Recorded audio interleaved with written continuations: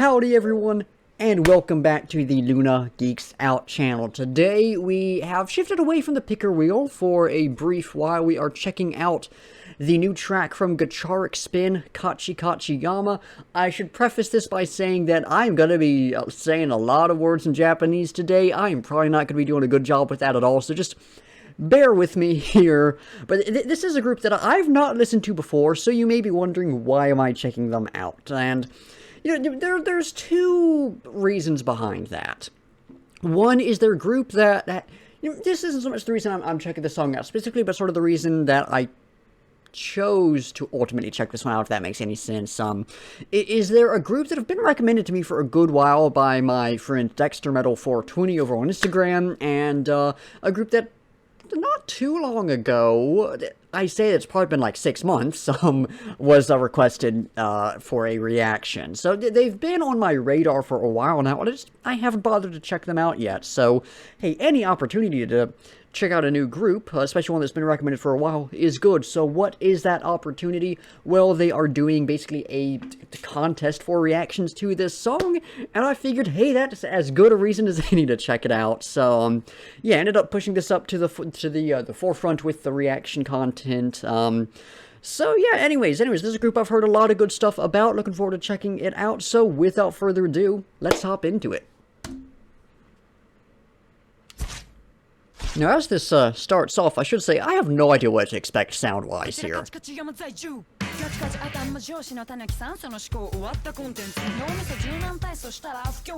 Really, really nice drums right there. Ooh, good bass. I'm gonna turn that up a tiny bit. A bit more coming in. Good little groove to the guitar. A little bit of funk sound. Nice, nice. Nice synths in there. Oh man, those drums are still on the show for me.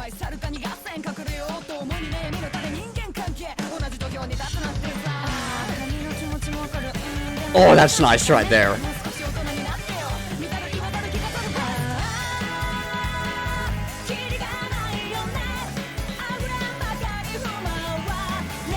Really cool shift in energy right here. Like, completely different sound, but look.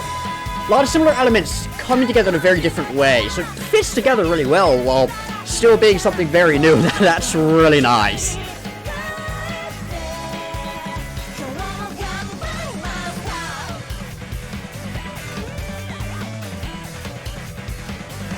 Yeah, there's such a good like groove and rhythm to it. This is just a fun song.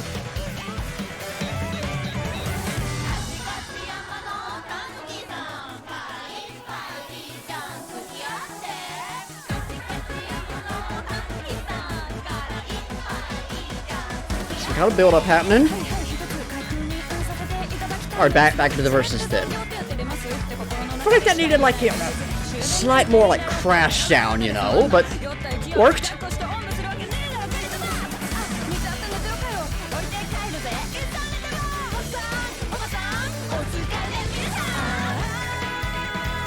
And back into this, like the transition there, like it's sudden, but it works so well. I think because the sections have those very similar building blocks. So it comes off really well with that transition.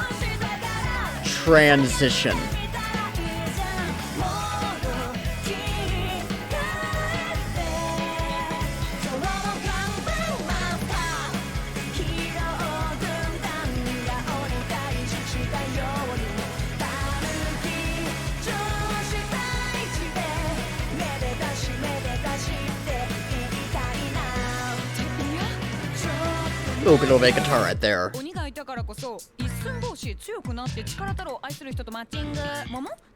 That's a shift.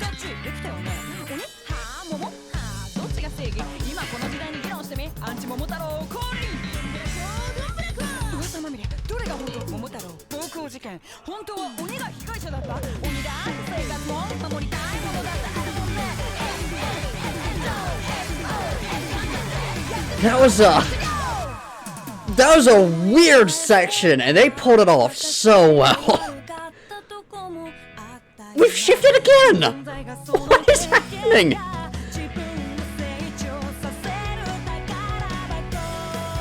This is like the most straightforward section in the song right here. Like, what is happening? Back to the chorus. Okay then. We've had, what, like 5, 6 different sections in this so far? All with their own unique sounds? This is like Sleep Token lovers are just doing whatever the heck they want. You know what?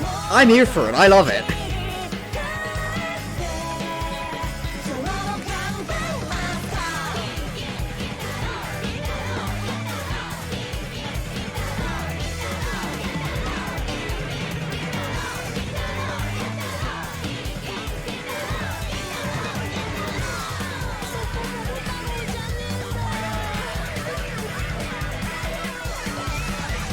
Oh, nice guitar right there. That came to the forefront again. That was nice.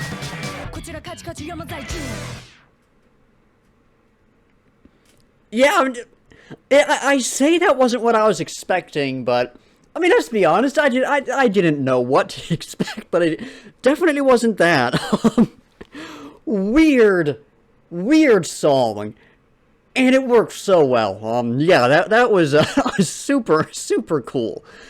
But before we talk about all the individual elements of the music, of course, it's time to talk about the lyrical content. And as we hop into this, a few things to say. First off, major shout out to u/Rav124 on the Gacharic Spin subreddit, who compiled the official translation of the lyrics, and then included links where you could check out all the different sort of references to different folklore that occur within the song. This was such a big help in my analysis and my research for this.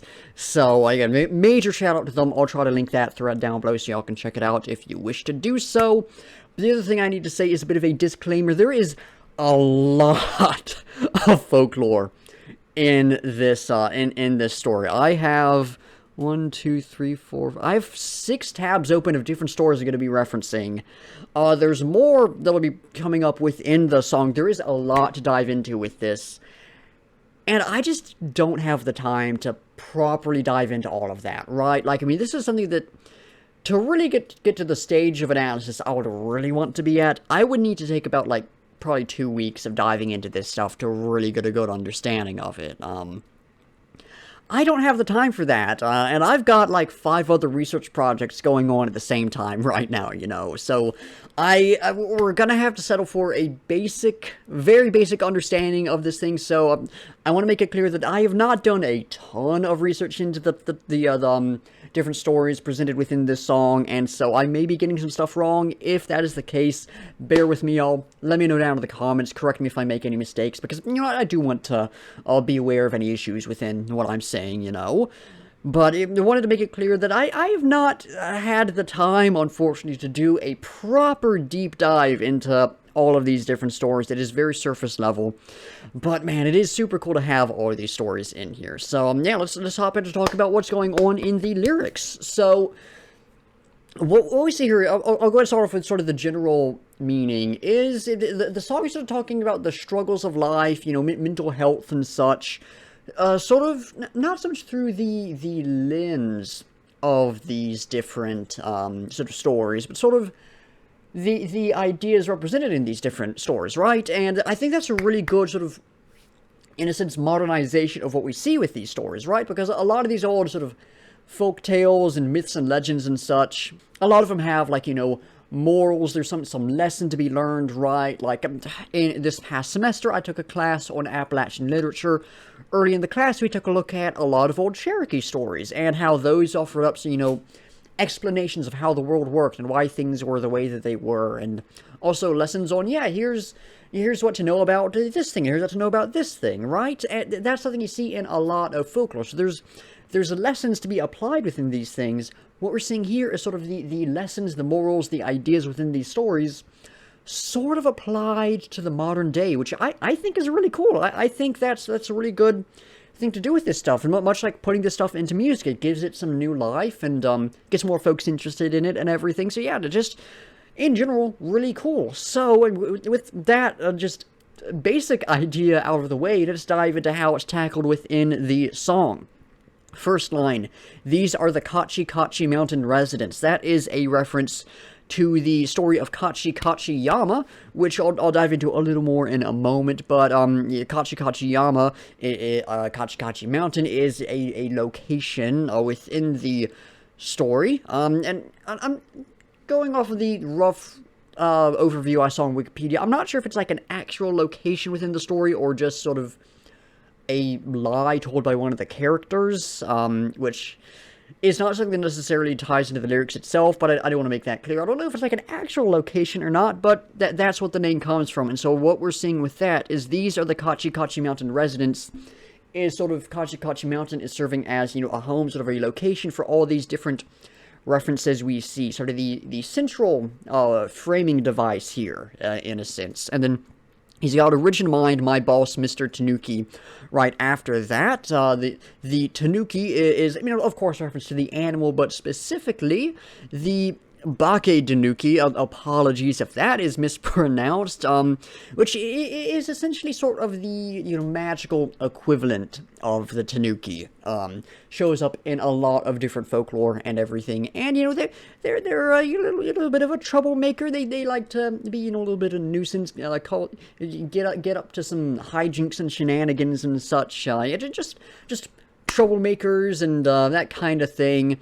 And so their boss, Mr. Tanuki, it's this little troublemaker that's in charge, that is making things complicated, making things hard. And then immediately after that, keep in mind, my boss, Mr. Tanuki, the thing in charge, I'm done with that mindset. They're done with what sort of the Mr. Tanuki is putting upon them, with the chaos that comes from that. And speaking of chaos, in the next line, part of it says the discord is flowing. Discord, of course, is just further, you know, chaos and such. So, shifting down a little bit. I'm not going to go through every line in this song, but just for how I needed to talk about this one, shifting down a little bit to the quarrel of the monkey and the crab. I'm gonna hide. That's another folktale reference. Basically, to very quickly summarize this one, you know, the monkey gave crab a, like, seed to get some food the crab had. The seed grows into, like, a beautiful fruit tree.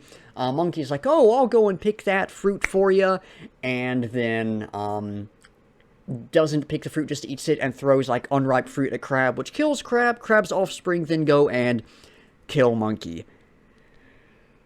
These stories get wild. I'd highly recommend doing some further reading into all of them. It's some interesting stuff, but a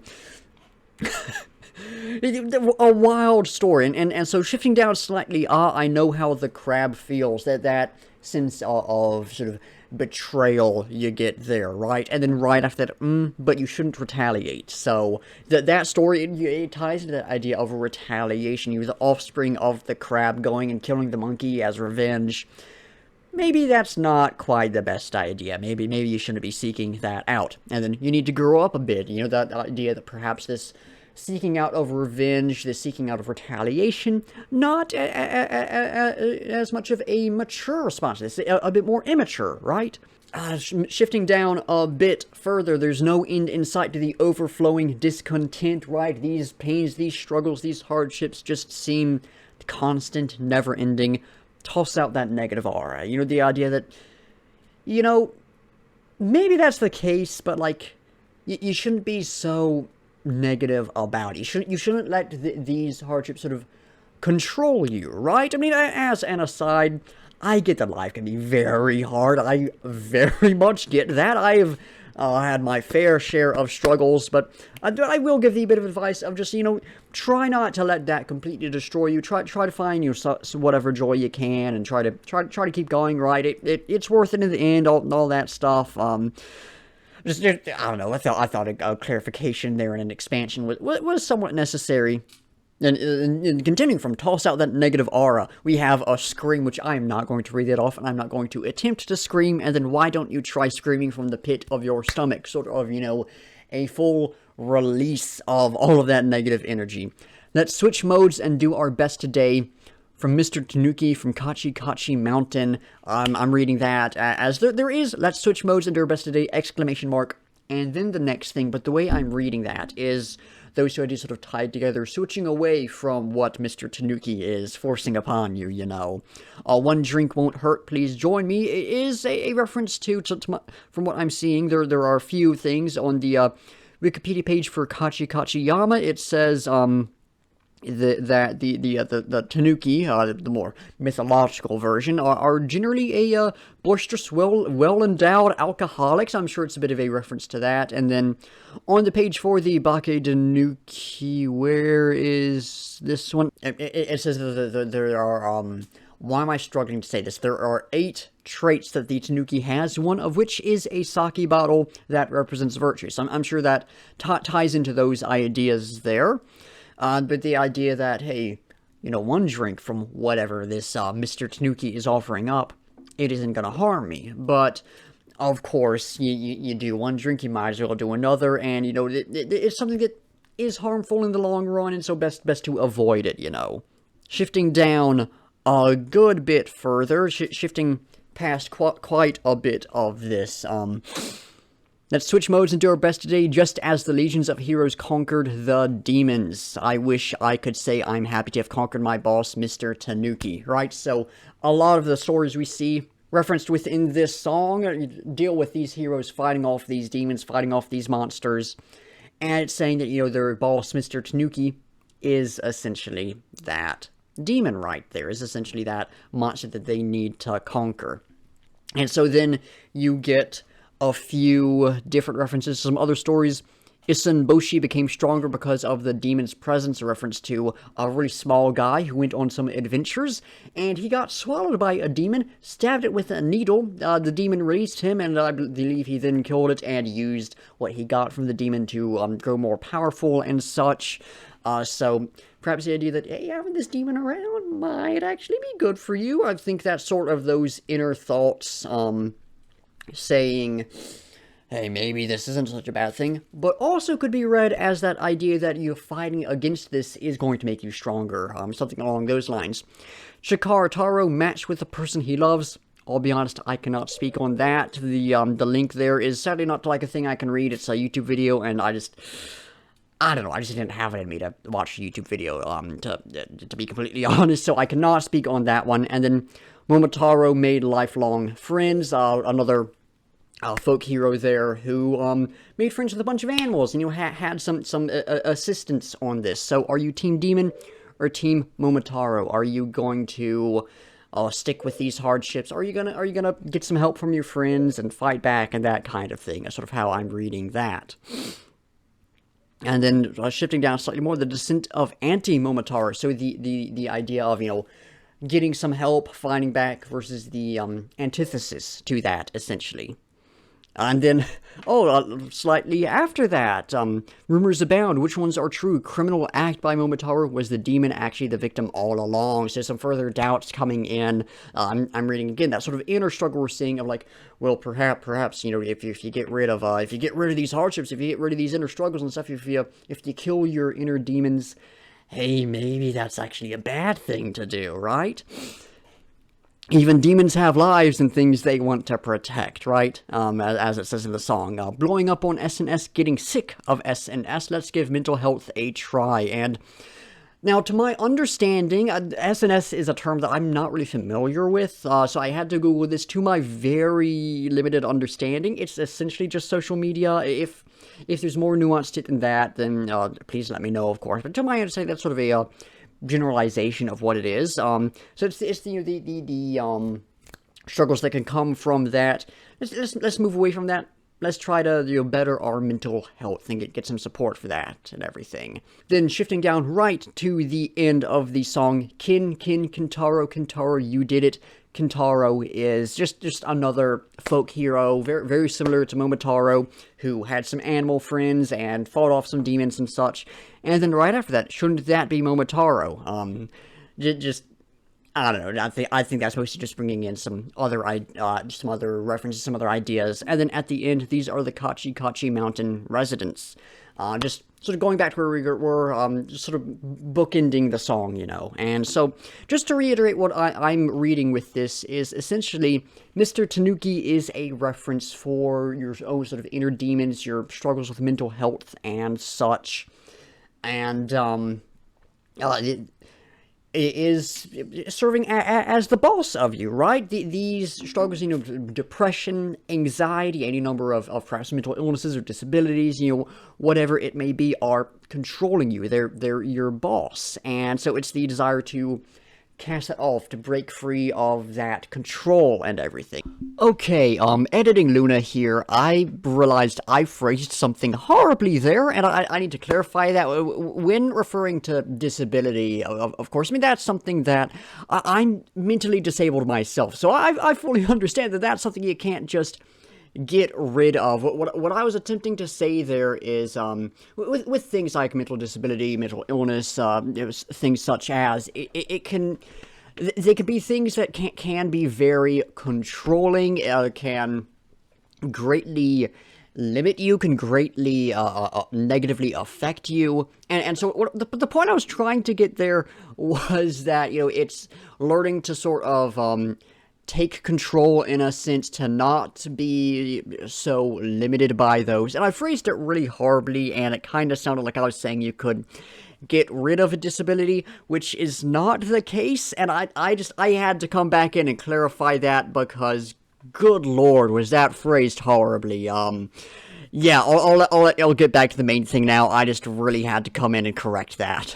And again, all viewed through the lens of these classic folk stories, and I think that's a super cool thing to do, taking, like I said, these classic stories and applying them to a more modern understanding. I don't know, I just think that's really cool, and yeah, a lot of good stuff in this song. I do wish I could have gone a bit more in-depth into the stories, but like I said, there is so much going on with research right now that I just do not have the time for something like this, unfortunately. But it definitely something that has piqued my interest into this. I'm going to have to do a lot more digging into just, you know, Japanese folklore in general. I think that's some really interesting stuff. A lot of wild things I read about, well, the limited research I did for this. So definitely going to have to do some further reading and some further research.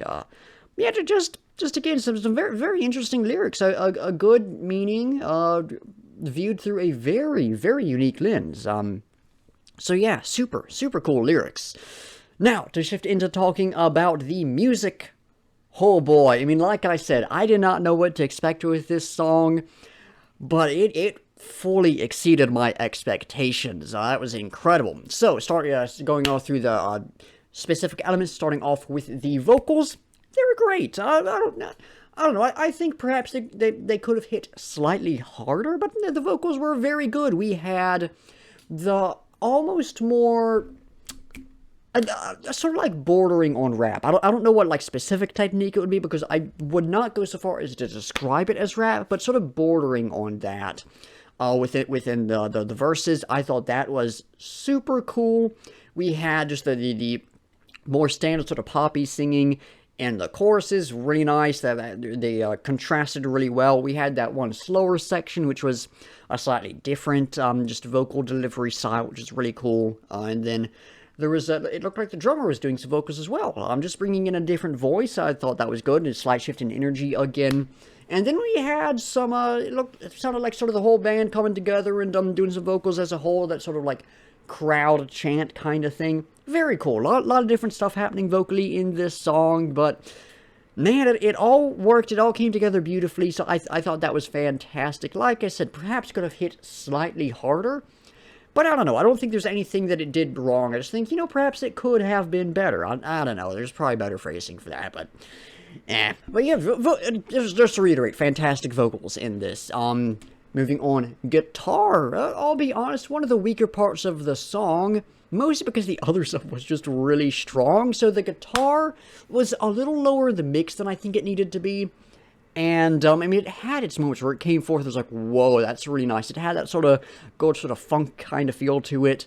I liked the guitar in this, but it definitely, when compared with the other stuff, especially because it was a bit lower in the mix, it felt a bit weaker. So I don't know, guitar was good, but I don't have as much to say on it. It didn't stand out to me quite as much. But it was good. Bass.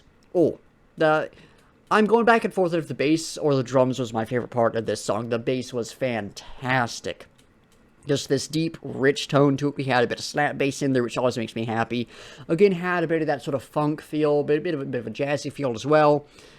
Great energy throughout. It really fit in with every different section it showed up in, right? Where it was doing a lot of very similar stuff, but twisting itself just slightly enough to shift around the different sections to where it felt like it was fitting in perfectly. So the bass was fantastic, and then the drums.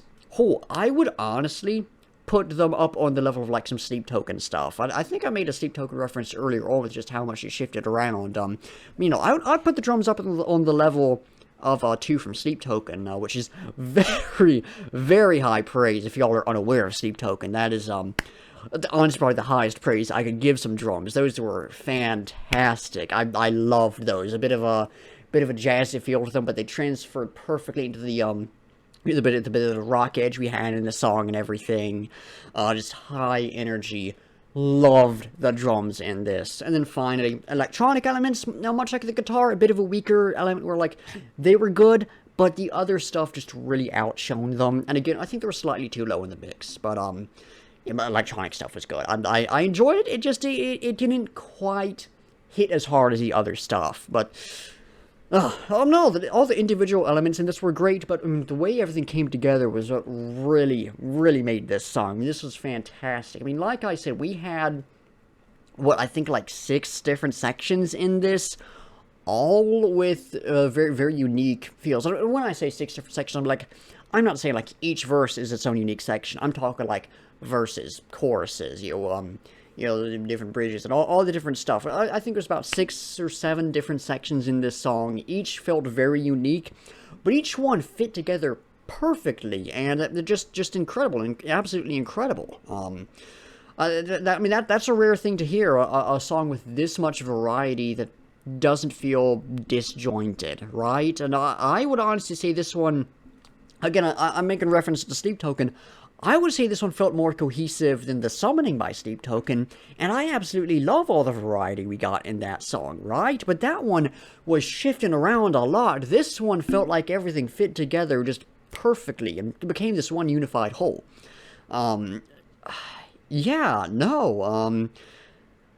Incredible song. I think this is legitimately one of the best things I've reacted to in a long time. This, absolutely incredible. I don't know if this was the best introduction to them compared to some of the other stuff I have on the list that I'll get to someday, maybe.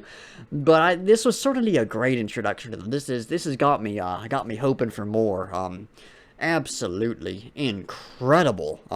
Yeah, I feel like I need to say something more, but hell, I don't know what to say. That is again, just absolutely incredible. Whew. But yeah, I am out of things to say, so y'all know the drill. It's time to figure out what we will be checking out next time. And we're doing the picker wheel again. By the time I get back from vacation into next week, the new Sleep Token album, we're talking about them again, will be out, so I could just hop into doing the next thing on that. But I figure, we put off the picker wheel for this reaction, so let's do a picker wheel track next time. So let's give it a spin, see what we get.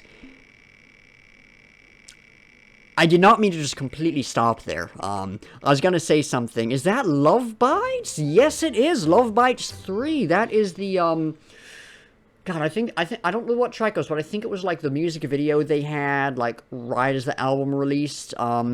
I don't know, Love Bites, they're a fun band. They're a fun band. I don't think that's gonna, be mind-blowing or anything like that. It's not gonna be on this level, but Love Bites, always a joy to check out. Always have a good time with their stuff. So yeah, that'll be fun. That'll be fun. It's been a good while since we've checked out their stuff. I always enjoy it. So yeah, very, very happy about that. I think that's a fair follow-up as well. This is a very fun song. They're a very fun band. Very, very different sounds, of course. But I think it's a somewhat appropriate follow-up here. So yeah, Love Bites next time. That's fantastic. But that is going to do it for the video, so thank y'all for watching. Be sure to like if you liked, subscribe if you want to see more, and comment down below with your own thoughts on the track, any feedback or criticism, or anything you want me to react to. In the description, link to the music videos, you can go check it out, support the artist, link to... I guess I'll be reacting to more Gacharic Spin in the future, so link to that playlist, and then link to my rock and metal reactions playlist, and my Japanese music reactions playlist, so you can check out some similar content from me. And then links to my Discord server, Instagram, Twitter, Spotify playlist of all the songs I've reacted to, at least the ones up on Spotify, and my link tree, which has my other stuff in it, in case any of that interests y'all. Anyways, like I said, that's going to do it. So once again, thank y'all for watching, and until next time, I'll be seeing ya.